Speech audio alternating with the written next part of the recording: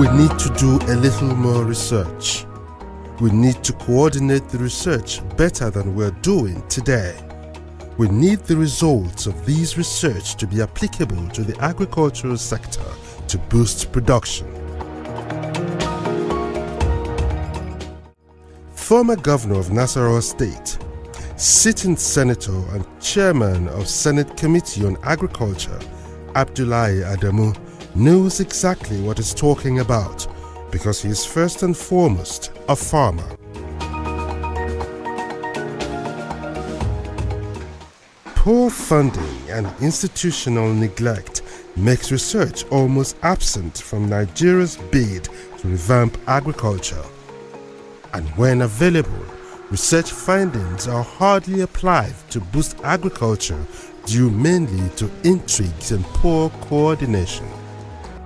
Even as Nigeria frantically pursues an agenda to diversify an ailing economy by growing agricultural production to guarantee food security, create jobs, and boost exports, most agricultural research institutes remain idle.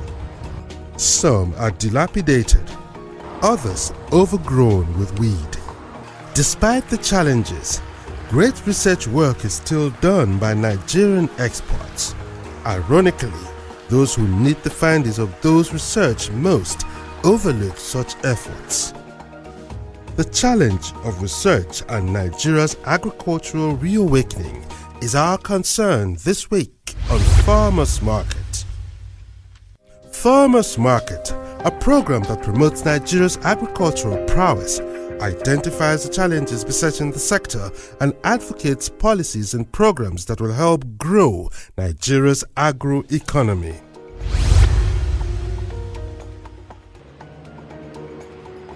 The premises of the Potato Research Program of the National Root Crop Research Institute in Vom, near Jos.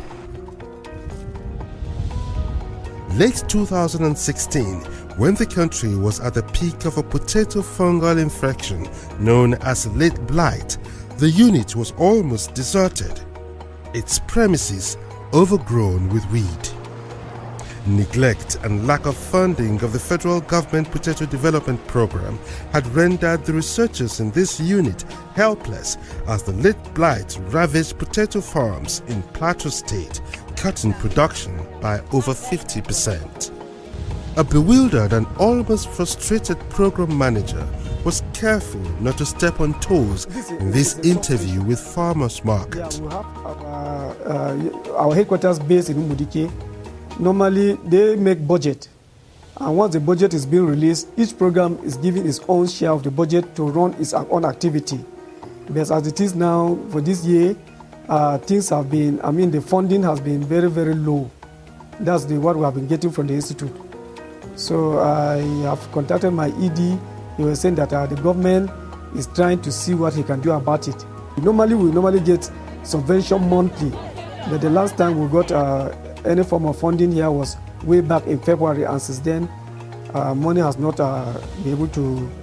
We have not gotten any money here. And when I contacted our ED, they said that the issue is from the headquarters, from Abuja, where the funding comes. That once the money comes, definitely the problems that we are facing here we'll be able to tackle it by releasing funds. The potato program of the Root Crop Research Institute is not alone. Agricultural research programs run by state governments are even worse off. This is one of them. The Agricultural Training Center, Batie, in Buruku local government area of Benue State.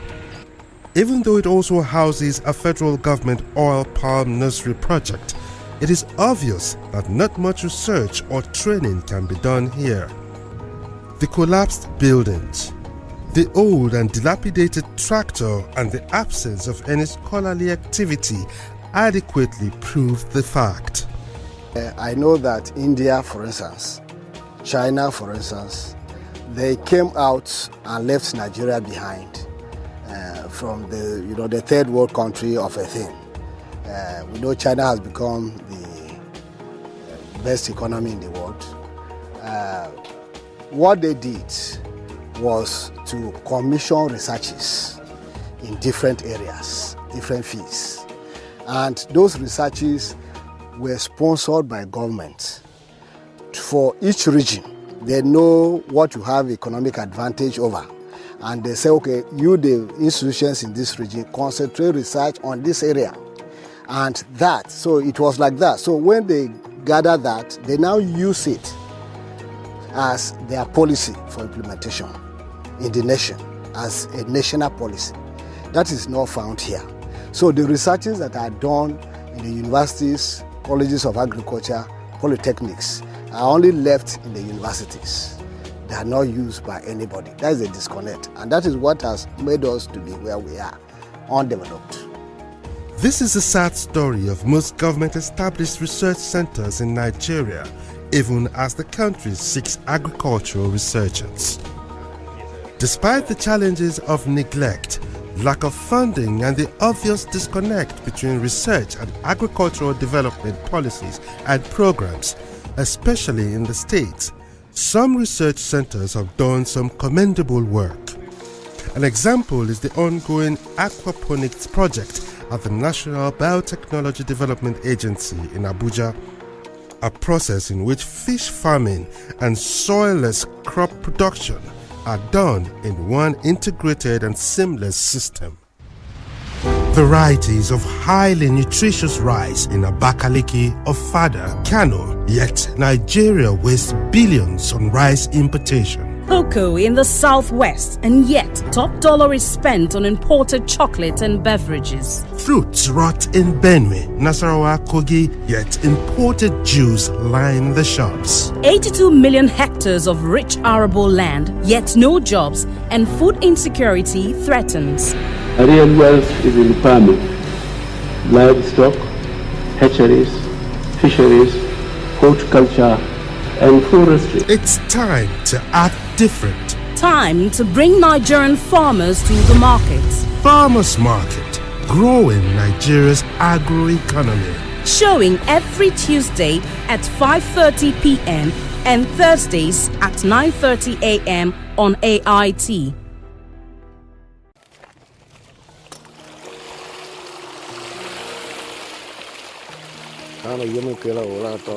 Aquaculture is said to be the fastest growing food producing sector in the world, and Nigeria is not left out.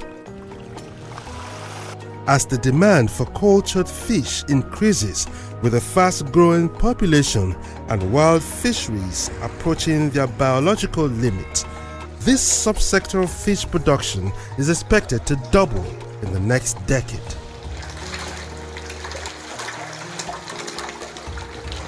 In Nigeria, the supply of fish is much less than demand, despite the fact that it is a coastal state surrounded in the south by the Atlantic Ocean, a conducive environment for fish farming. However, aquaculture is also growing really fast because of the growing population and fish consumption. Fish is an affordable and easily accessible source of high-quality protein and a wide variety of other vitamins. Fish is not only critical to Nigeria's food security, it is also important to the economy. In 2014, when agriculture contributed 20.24% to Nigeria's GDP, 0.48% of that was from fish production. According to the 2014 figures, Nigeria's total fish need, based on a population of 180 million, is 3.32 million metric tons. The country's production from aquaculture, artisanal and industrial fisheries is less than half of that at 1.12 million metric tons. The result is that Nigeria spent a whopping $700 million on fish import to make up the difference. Successive governments have applied artificial measures to reduce the huge cost of fish import. From outright ban to imposition of import quotas, but none have worked. Nigeria's huge fish demand and poor production simply made import reduction an uphill task. There are many reasons why Nigeria's fish output is poor. They range from overfishing and decreasing yield for artisanal production to poor farming practices for aquaculture.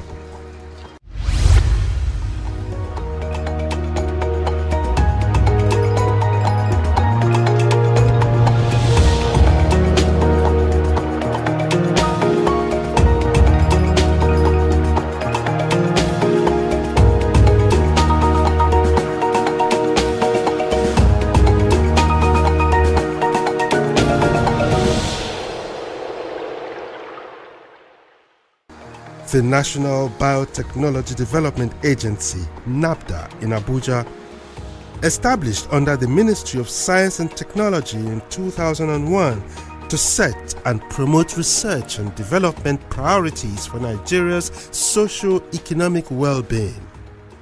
The mandate of NABDA cuts across all segments of national development, including agriculture.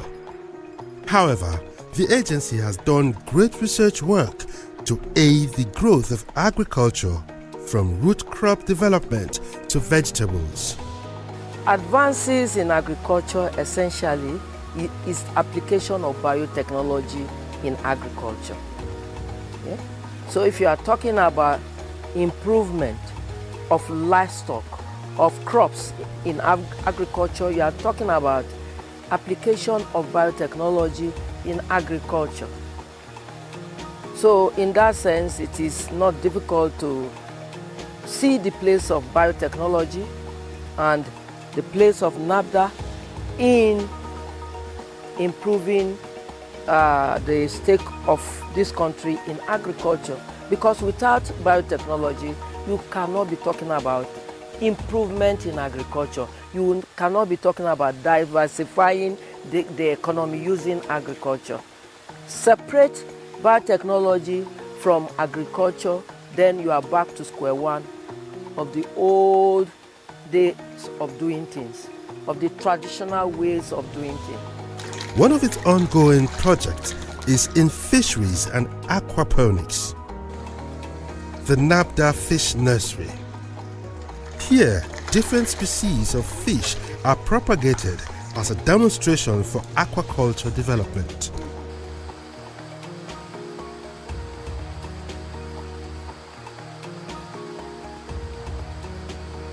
If, like me, you are not familiar with fish production, then you too will be amazed that some fish which grow as big as 3 or 5 kilograms start out as small fries like these ones in the NABDA hatchery. We do what is called in vitro fertilization. We have up to 500,000 fries in this place here from just one parent here, yes, from just one parent. Because normally under natural conditions, catfish produce, but under captivities you need to induce them. We collect the pituitary glands from the male. That's what we use in injecting. We use it to inject the female. We prepare it and induce the female for ovulation. So we collect the eggs. After collecting the eggs from the female, we also collect the milks from the male, which is the sperm. We mix them together. We put them in what is called a kakaban. A kakaban is a hatching nest. So we spread our fertilized egg on it inside the water. We spread it on it. So after spreading on it, within 24 to 30 hours, the eggs are meant to hatch. The first 3 days, we don't feed our fries. They have a yolk sac that they carry on themselves naturally. That's what they feed on for the first 3 days. So after that first 3 days, they'll start looking for food. Today is the day we'll start feeding them with the starter feed. We usually, these are 3 days old? Yeah, these are 3 days old here now. So we feed them with starter feed. It's called, we use artemia. There are different starter feed. We have natural ones, it's zooplanktons. So anyone we decide to use, we use it. So presently now, but we're using artemia now to feed them. So we are starting with artemia here. So they are going to feed on this artemia for the next 1 week. After 1 week, we now migrate to another types of feed. Because this artemia is 0.1 ml, we migrate to another sizes of feed, which is 0.3 mm. Yes, when they're a little bigger than this, which is the size of the fish we have there. So they will feed on that for another 1 week. So after that, we migrate to another types of feed, another size of feed, which is 0.5 mm. They feed on that again for another 1 week. We migrate to 0.8 mm until where they get to fingerling stage. So from fingerling stage, they start eating what is called 2 mm. So normally our fish will stay here for 3 weeks. After 3 weeks, we move them to the nursery units. The fish here are much bigger than the ones in the hatchery. These are fingerlings, just 3 weeks old. These ones are 4 months old. Not all the hundreds of thousands of fries make it. However, as they grow older, their survival rate increases, depending on the management of the farm. Some will die in the process of managing it, but it all depends on the management. So when you have a good management, at least if you have up to 60%, it's a very good size. To fingerlings then, from fingerlings to table size too, some will also drop. So at a good management, if you have up to 80% of it, because at that time they are a little bit they're strong. So the mortality will tend to reduce at that stage.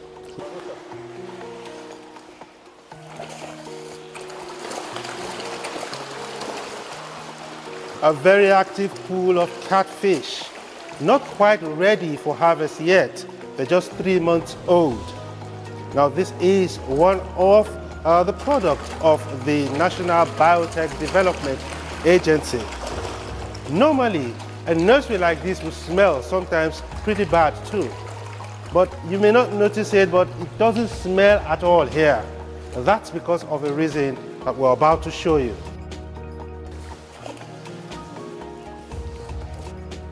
An elite class of catfish called Heteroclarius. It can weigh as much as 50 kilograms. The biggest ones here are 3 years old and weigh about 20 kilograms. Farmers don't have that time, so they want their money fast. So farmers cannot wait patiently to grow fish like this because they want return fast. So mostly farmers go for the fish species like the one we have inside, which is the Clarias garipinos that can grow within short period of time, within 5 to 6 months. Yeah. But the fingerlings of this fish is usually more expensive than that one. Even a kg of fish, of larger fish like this, they are more than that one we have inside here. How about the feeding? Well, it takes a long time, care and all of that. How do you compare with the other ones? Yeah, like those, we have a feed mill. Okay. We have a feed mill here where we formulate their feeds. At this stage here, they don't usually consume feeds with much protein content. Okay. So that makes their feed more cheaper. Oh, okay. Yes, the smaller fish, the smaller they are, the more protein they will require. So smaller fish have feeds with high CP content. That's the crude protein content of it. But this fish at this stage, they prefer even flesh. So if we cannot formulate feed and feed them at times, we can just give them fish, live fish, to eat like tilapia. Outside the fish nursery is a locally fabricated greenhouse. It is connected through these pipes to the nursery. Crops are grown here with water and nutrients from the fish. Now this is the reason the fish nursery does not smell badly. The water from there, which contains the ammonia from the waste of the fish, is piped out into this garden to grow these plants. It's a process called aquaponics. Aquaponics is a combination of aquaculture and hydroponics. Aquaculture is the production of living organisms in aquatic environments, water environments. But here we are referring to as fish as our aquaculture. Then the hydroponic aspect is the production of plants in a soilless environment. This is an example of an hydroponics. But when you combine the aquaculture and this soilless environment and this soilless plants production is now called aquaponics. This system works in such a way that the nutrients from the fish water, which is the ammonia, which is the waste from the fish water here, comes to this place here, through here. You can see this water here is from the fish waste here. So now the plants now help the fish water to filter the water. Yeah, so when fish plant filter the water, they absorb the nutrients. Then the clean water will now go back to the fish farm. So it works in a kind of a recirculatory system. We are trying to make use of, what would have ordinarily been wasted from the aquaculture unit and diverting it to fertilize, to provide and supply nutrients to crops, vegetables, as you can see. That's essentially what we are doing.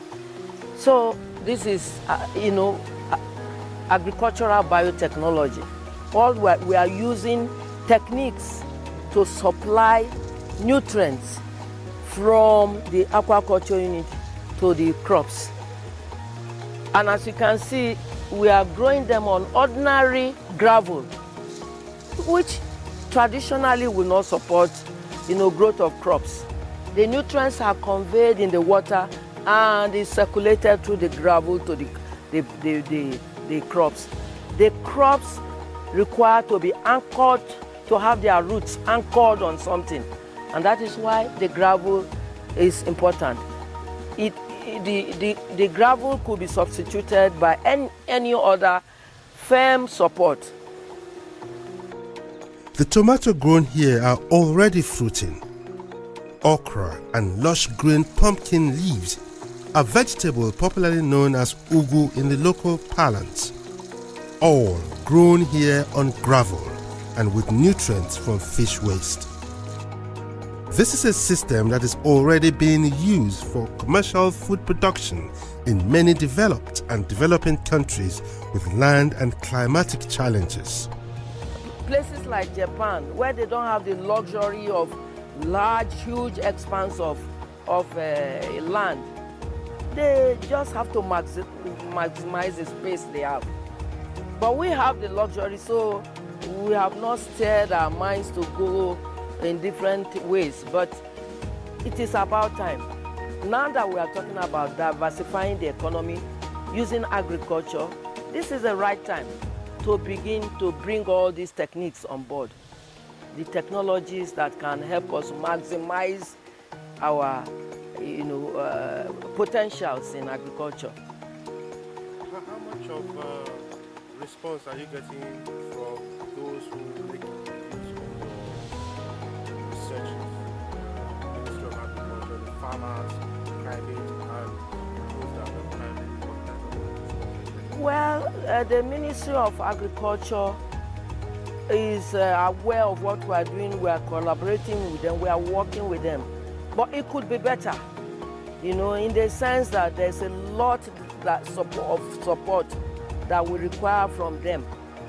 That if they can step it up, we will be in a better place. Nigeria will be in a better place.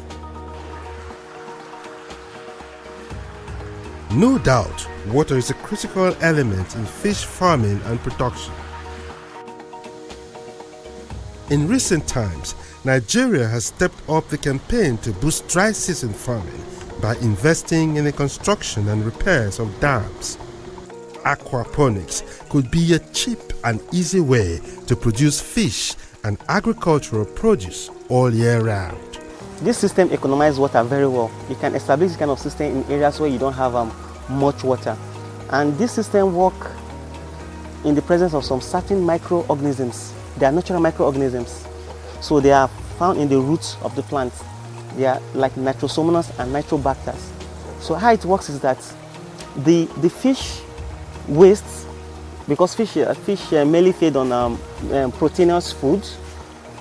So the fish waste, which is the ammonia, that's nitrogenous waste here, when it comes here, so with the help of this microorganism like nitrosomonas and nitrobacters here, we consume the ammonia, or it will break it down into nitrates. Yes, that's what nitrosomonas does. Then another organism, nitrobacter too, will also work on it to convert it into nitrates in form of nitrogen for the plant to now absorb and grow. So in doing that, your fish water remains clean, no foul smell, and your plant gets fresh nutrients and it grows. There is no doubt that Nigeria has the potential to develop homegrown technology to advance all spheres of agriculture. But it will remain just that, a potential, unless deliberate steps are taken to encourage agricultural research and, more importantly, for research findings to be applied to the country's agricultural development policies and programs. That's Farmers Market for this week.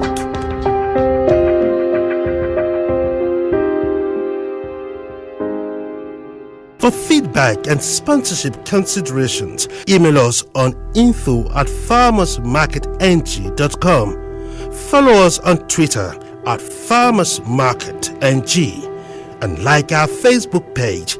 It's facebook.com/farmersmarketng. Farmers Market returns same time, same station next week. Thanks for watching.